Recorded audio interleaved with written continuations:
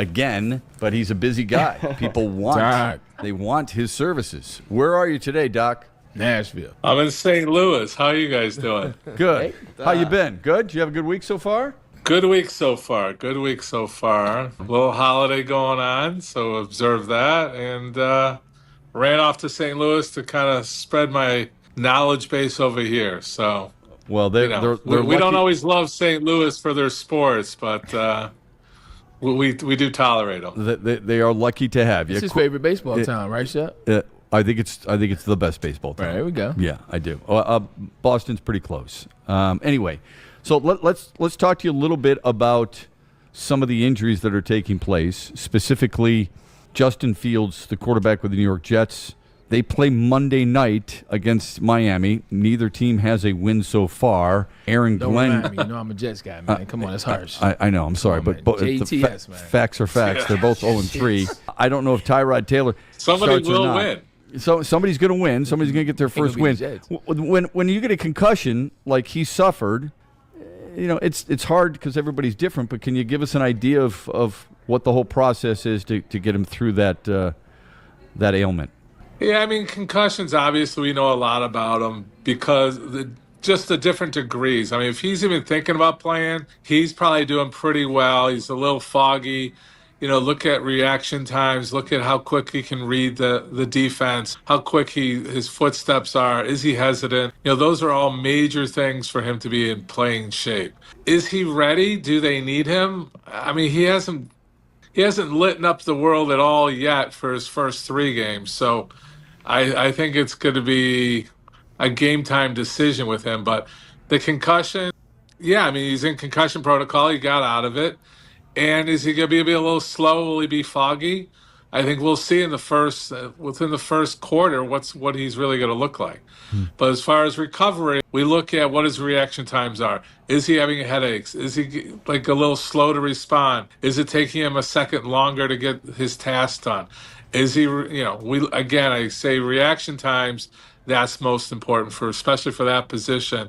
And you have to be able to multitask. When you have a concussion, you're not multitasking very well. And if you're not going to be able to do that, you're not going to be able to run the offense of a professional NFL team. Oh, sorry. Oh, that's okay. All right, I got one more before Braylon jumps in. I could keep going. No, that's good. Tarik Skubal the other night seemed upset, and probably rightfully so. During the 6th inning, he threw a pitch high and inside. David Fry squared to bunt, hit him right in the face. Tarik Skubal, very kind, went with Stephen Vogt, their manager, to the hospital and make sure Fry's all right. Some fractures in his face, out at least 4 to 6 weeks is what I'm reading. I'm sure you saw the play. More from a mental standpoint, Doc, how do you think that affects not just the player who was hit, but the player who also threw the pitch, in this case, Tarik Skubal? I did watch it multiple times, and I saw his reaction. And I think it was more on the player. It wasn't like he went after him, right? Mm-hmm. He hit him. It is a game. It is baseball. He is throwing high 90s. If it was like he went after him and he hit him, or he lost control of the ball, I think Skubal will have more responsibility. But if you really look at the tape, the batter was more, I'm not going to blame fault anywhere, but he stepped into it in a way that he should have known better. I mean, that ball that wasn't highly inside, it wasn't going at him. He positioned himself, and that ball came up into his face. It wasn't a malicious act by Skubal, but I think he shows that he's human. I think the biggest thing for us Detroit fans is that you saw the human side, and he even came out to say life is bigger than the game, and life health is part of it. And that's a great message that I want everybody to take away from. This is a game, and it is dangerous, and people do get hurt, and they do have career injuries. So you're seeing it. He squares and he comes at it.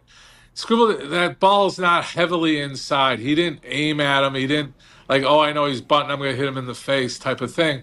It's a ball that was well placed because he's a great pitcher. But again, what I was trying to say is that he gave us life perspective, that he went there. He's an opposing player. He felt that he was responsible for it, and he did the right thing, which I think is a great message to all our young athletes, to all our young players, but to also understand that these guys are human and they are putting their life on the line career-wise, I don't want to be too dramatic, but this is a facial injury that could have got worse. I mean, one of our biggest facial injuries is Chris Draper. I mean, he was out. Yeah.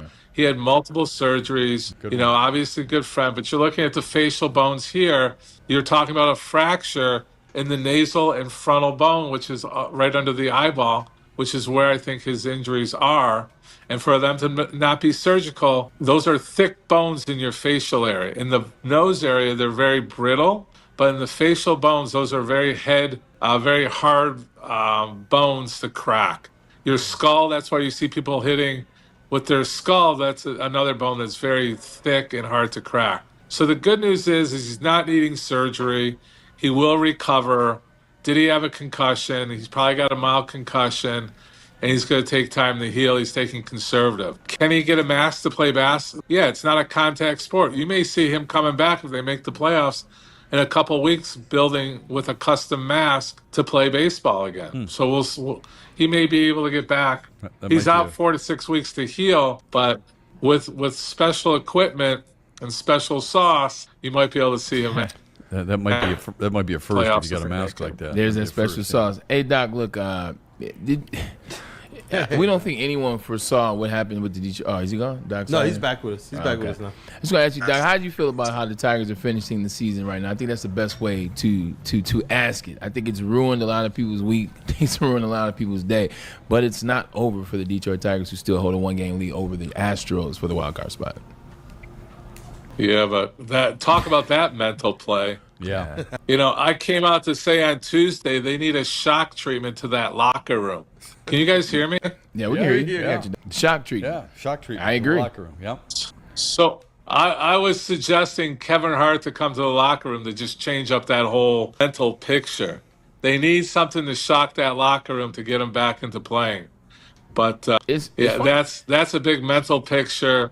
It's funny you said that, Doc. What's that? Shock. I said it's funny that you said a shock of some sort. Now I don't know what that would be, but I was listening to some guys talk about it, and they said, remember when we were younger and like coaches would have you hitting apples and things like that, have everybody just out there batting and hitting apples and smashing apples, and it's kind of it's a reset, if you will. It's a release, if you will. It's fun. It's kind of laughing. Now this is when guys are kids. Guys are grown men making millions of dollars, but sometimes things like that they work in the favor. You know, Yeah, when or some teams will just leave. Like, Same. forget the ballpark Yeah. for this morning. Rex used to do that. Yeah, why don't we just go someplace and see a movie together? Why Apple don't we orchard. Yeah, whatever. Yeah, something different than what we usually Paintball. do.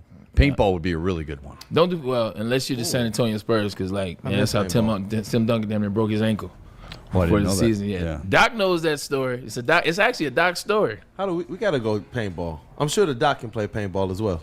Doc could be on the sideline. Well, he's just like a make sure everybody's surgeon good. out there, so he's bound to hit you in the area that you least expect.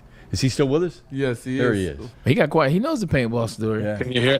Yeah, give us the paintball. No, story. that's actually how I became friendly with Tim Duncan, was through the whole paintball thing. Obviously, I'm friends with Gervin, and during those years, Duncan was a huge paintball guy. And we had a team actually with Draper, Osgood, and McCarty. We put them into heavy competition. This goes back some years. Yeah, Tim was a big target. It was hard for him to hide, so they did hit him high and low. He couldn't hide, and he wasn't as agile as some of the other players as far as quickness and getting out of the way. So I yeah, get it. Yeah, I totally get it. Last thing, in about, 7 minutes from now, the Ryder Cup morning foursomes will be announced. All right? You'll have the morning foursomes tomorrow at Bethpage Black in New York. Who would you pair with Bryson DeChambeau? Well, you're not going to. I'm trying to think quick. DeChambeau can carry the whole team, so we need one of the younger guys. Probably one of the younger guys, one of the rookies to play with him. Okay, so you would go with you would go with a rookie guy like a Russell Henley, perhaps, is what you're suggesting. Okay. All right. Yeah, pretty Sounds much. good. You'll be watching tomorrow, just like we I- will be, and we'll probably be talking about it tomorrow as well here on the Braylon Edwards Show. Doc, Yeah. thanks, man. Appreciate you joining us from Appreciate St. you, Louis, Doc. my man. All the best. Yeah. The All other right. thing I wanted to bring up was the Hutchinson thing. Hutchinson coming back. the leg whip. I predicted game 3 or 4, the third game, where he's finally getting his mojo, his swag, his rhythm. I think he's I think Hutch is back full. The mental is starting to overcome. I think that sack and that fumble, causing that fumble, you could just see his whole energy kind of come out, more of his personality coming out. But, I talked a lot about it on Tuesday, but a lot of people are worried about Hutchinson. Will we see him? I think now we're going to see the real Hutch kind of explode over the next couple of games. Well, I for hope sure. you're right. Yeah, we heard you say that on Tuesday. That was good intel and good information. You are a little bit of a Nostradamus by predicting that. Congratulations. We'll see. Have a safe trip back from St. Louis. We'll see you next week, Doc. I will be there. I'll be backstage. Well, hit me. I will be too. I got those same passes. All right, well, have fun, man. Be safe. talk And to me. I will you hang and out. Dylan can get together at Black Rock there in Ann Arbor before the before the whole concert begins. All right, thanks. Appreciate it very much. As always, Doc, we got to get to some mailbag and some final.